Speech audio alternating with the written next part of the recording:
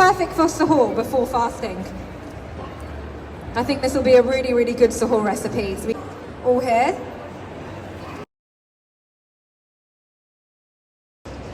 So we've got the dates gone in and the mango, and then you're going Anybody would like to with ask some a question pineapple. to the chef? Moroccan dates, so they're lovely and juicy. And we have some chopped pineapple and a banana and some mango as well. So lovely, and so we can add that in as well. Yes. And I'll get your cups ready for you. Where were those cups? They're here. So you're just blending it all together. Amazing. So that's gone in. Should cover the whole place. Well done. So you're covering it all with the Should we get coconut some more? water and then blending.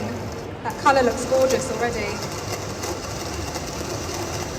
So blending it all up. Okay, so outside of the kitchen, what do you like to do, Chef? I like to do some art sometimes. Do art? Yes. Okay. And play some table tennis. Oh wow. Very creative mind. Very huh? creative. Cooking, table tennis. And what's your ambition then? What would you like to do? Sorry? What would you like to do and be when you grow up? Up. I want to be a chef. You want to be a Inshallah. chef? Yes. Well, you're already a chef. So I will be. you are a chef. You're not a sous chef. No, I think it's going to be Chef K, isn't it? Yeah. We're going to rename him Chef K. Amazing. That is blended up beautifully. I've got the cups down here, so I'll lift it up for you. You pull it. Tell us what you have prepared for us. Your So, final dish.